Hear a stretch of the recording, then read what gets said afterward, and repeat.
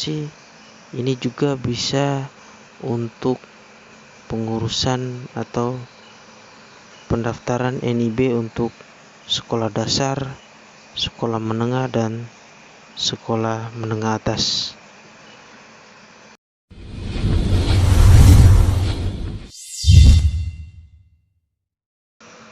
Pertama kita akan masuk ke Mozilla Firefox. Bagi teman-teman silakan gunakan mesin pencarian yang lainnya yang disesuaikan aja. Setelah itu kita akan mengetik OSS. Setelah itu akan tampil seperti ini. Kita pilih yang di atas, OSS, sistem perizinan berusaha terintegrasi secara elektronik. Kita klik. Kemudian kita menuju ke tampilan seperti ini. Di sini kita akan memilih di pilihan daftar, karena saat ini kita akan melakukan pendaftaran. Di sini ada dua, UMKM dan non UMKM. Kita akan memilih UMKM. Silakan pilih badan usaha. Dan di sini ada jenis rinciannya. Kita akan memilih yayasan. Setelah itu kita akan mengisi nomor HP salah satu pengurusnya. Kemudian kita akan mengisi email. Kita akan menunggu ada notifikasi yang akan masuk ke dalam email yang kita daftarkan tadi. Kita copy paste aja di sini. Lalu kita akan melanjutkan ke pengisian nama badan usaha. Kemudian kita akan mengisi password dan akan mengulangi passwordnya lagi.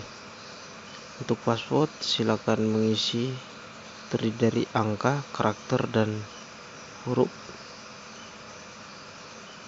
Setelah semuanya diisi, diulangi lagi. Setelah itu kita klik konfirmasi. Maka kita akan diminta untuk mengisi skala usaha Anda. Di sini kita akan mengisi NPWP badan usaha, kemudian nomor SK pengesahan terakhir. Silakan dicek kembali data-datanya. Dan selanjutnya kita akan mengisi nomor induk kependudukan, NIK salah satu pengurus.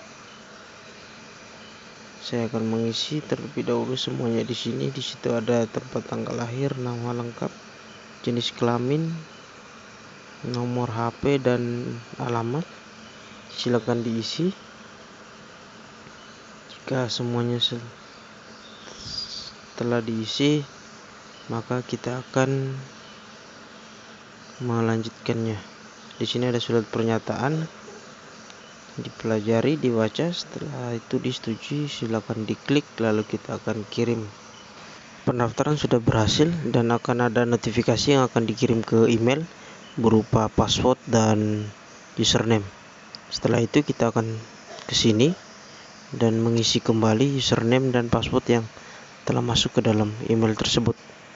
Selanjutnya kita akan masuk, lalu kita akan berada di dalam tampilan OSS. Di sini ada pemberitahuan atau informasi, silakan dibaca. Dan kita akan berada di formulir badan usaha. Di sini ada data badan usaha yang sudah kita isi sebelumnya. Untuk warna abu-abu itu data yang sudah diisi di sebelumnya dan tidak bisa dirubah. Kita hanya bisa mengisi di sini alamat yayasan. Silakan diisi. Untuk alamat silakan isi nama jalannya saja. Untuk provinsi sampai desa akan ada pilihan yang akan muncul. Di situ kita klik saja, memilih saja salah satu provinsi. Kemudian untuk kabupaten sampai desa akan ada rincian atau ada pilihan sesuai dengan sistem yang ada.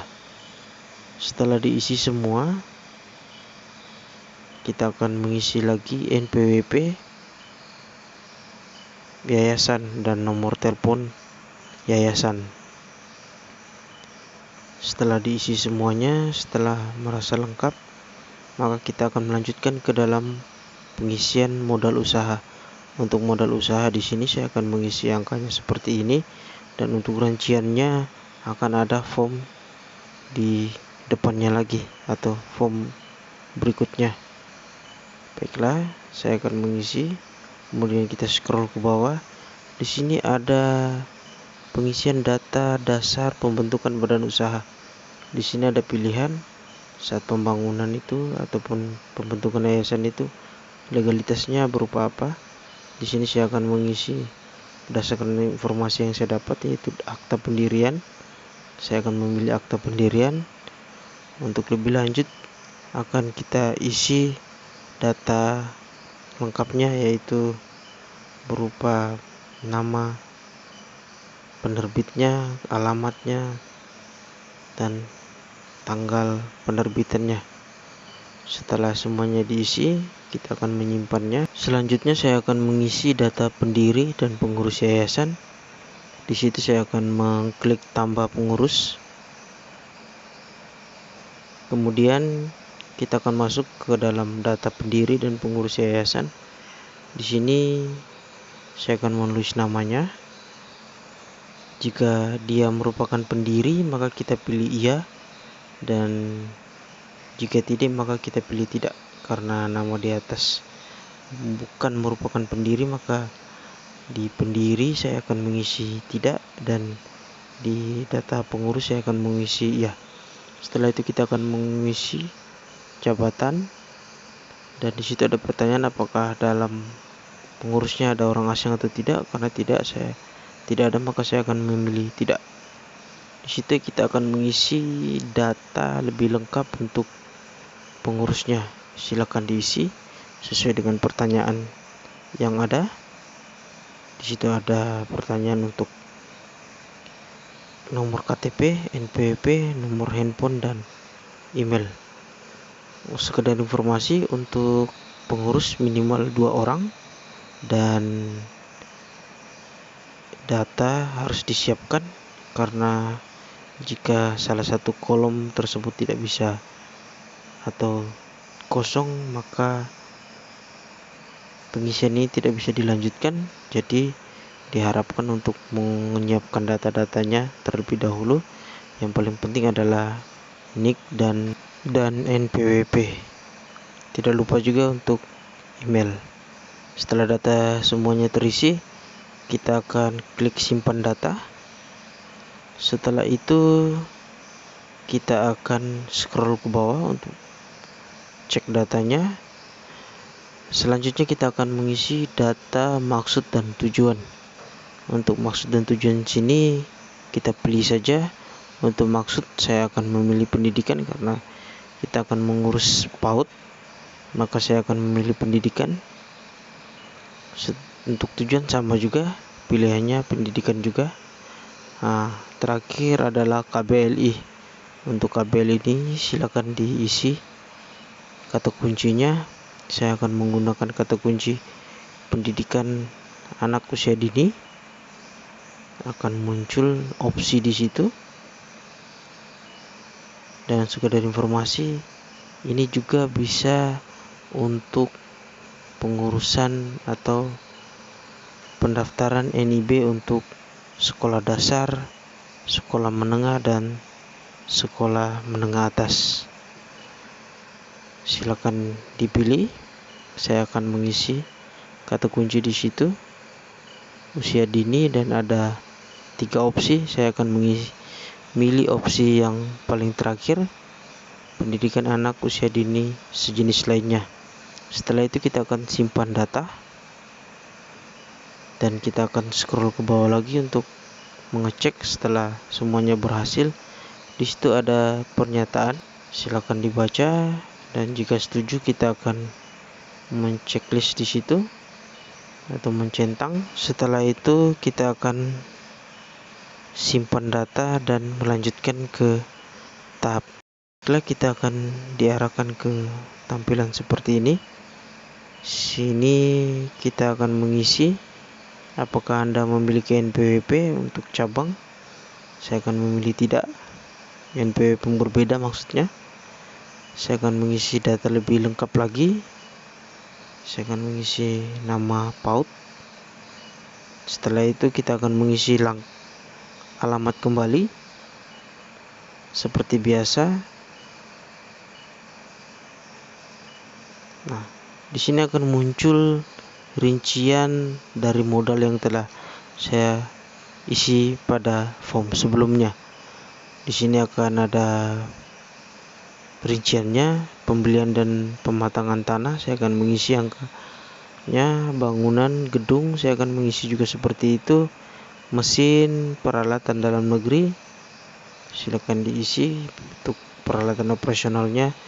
Untuk peralatan impor jika tidak ada, bisa dilanjutkan. Karena di sini tidak ada, maka saya lanjutkan ke investasi lain-lain. Setelah itu modal kerja 3 bulan, dan setelah ditotal semua hasilnya sama seperti dengan angka yang saya isi sebelumnya. Baiklah, setelah semuanya terisi, kita akan melanjutkan ke tahap berikutnya, mengisi pilih bidang usaha, jenis kegiatan usaha. Di situ pilih aja utama. Selanjutnya kita akan ke bidang usaha. Untuk bidang usaha ini kita harus memiliki KBLI-nya. Untuk mendapatkan KBLI-nya silakan klik link di atas. Sudah saya bagikan, dan kita sudah mendapatkan KBLI-nya. Seperti ini KBLI-nya. Kemudian pilihan di bawah sisa dipilih aja, di bawah ada pilihannya. Selanjutnya kita akan scroll ke bawah. Jika sudah selesai semuanya, maka kita akan pilih simpan. Untuk selanjutnya kita akan memvalidasi data untuk mengetahui apakah usaha kita ini risiko menengah, sedang, atau rendah. Silakan klik validasi risiko.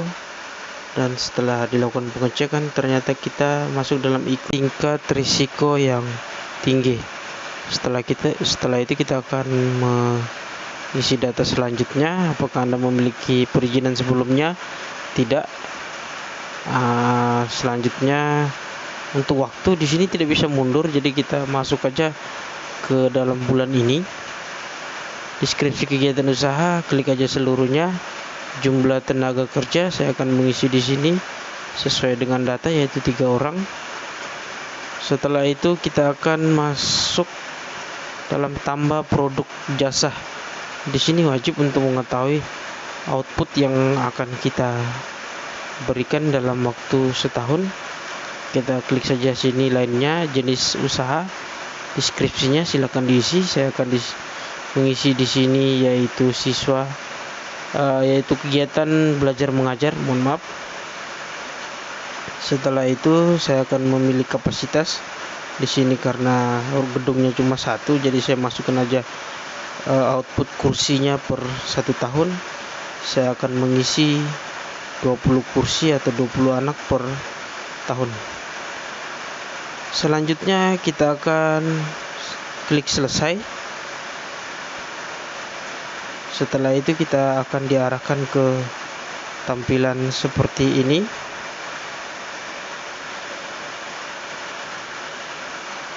Yang mana datanya sudah dirangkul semua, dan kita klik saja, centang saja di situ. Kita klik selanjutnya.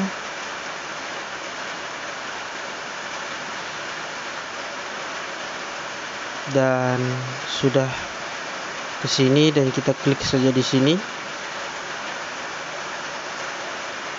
Kita jawab belum, karena saya belum punya izin lingkungan. Nah, di sini ada pernyataan SPPL K3L, silakan dibaca, dipahami, dan jika disetujui silakan dicentang. Terkait tata ruang semuanya ada di sini. Jika sudah dibaca dan siap menanggung semua, dalam artian siap bertanggung jawab semua. Silakan dicentang, dan setelah akan dicentang maka kita akan ke penerbitan NIB. Untuk sekedar informasi, untuk NIB di sini, untuk OSS hanya mengeluarkan NIB, sedangkan untuk perizinan lebih lanjutnya harus ke dinas atau instansi terkait, dalam artian sini yaitu dinas pendidikan, yang akan dilimpahkan ke perizinan terpadu satu pintu. Biasanya beda-beda daerah, beda-beda kebijakan, tetapi sekedar informasi saja, untuk OSS 1.1 dulu itu biasanya dikeluarkan semuanya di dalam OSS langsung dengan surat izinnya, tetapi untuk OSS yang kedua ini dia cuma mengeluarkan NIB saja, dan NIB itu berlaku untuk usaha rendah, sedangkan tinggi harus memiliki NIB dan perizinan. Baiklah, kita akan melihat draft NIB di sini. Setelah semuanya dipelajari dan ternyata tidak ada kesalahan ataupun tidak ada perbaikan, maka kita akan cetak NIB. Baiklah, saya akan cetak NIB sini. Maka dengan ini pembuatan NIB sudah selesai dan dapat digunakan untuk kelengkapan berkas ataupun untuk keperluan lainnya di dalam kegiatan belajar mengajar, dalam artian sini yaitu tingkat atau badan yayasan. Baiklah, sekedar informasi itu saja yang bisa saya berikan pada teman-teman sekalian. Di sini ada untuk NIB saja yang dikeluarkan, sedangkan untuk perizinan ada di situ. Nanti diperiksa saja ataupun langsung saja ke perizinan di tempat Bapak Ibu masing-masing. Jika sudah dapat dokumennya bisa diupload di sini. Dan di situ ada persyaratan izin lainnya. Jika ada silakan diupload, kalau tidak juga tidak apa-apa karena di situ opsional. Baiklah, itu saja yang dapat saya berikan. Semoga bermanfaat. Jika suka dengan video ini silakan berbagi kepada teman-teman yang lain. Dan jika ada masukan ataupun kritik saran silakan komen di bawah. Dan see you the next video.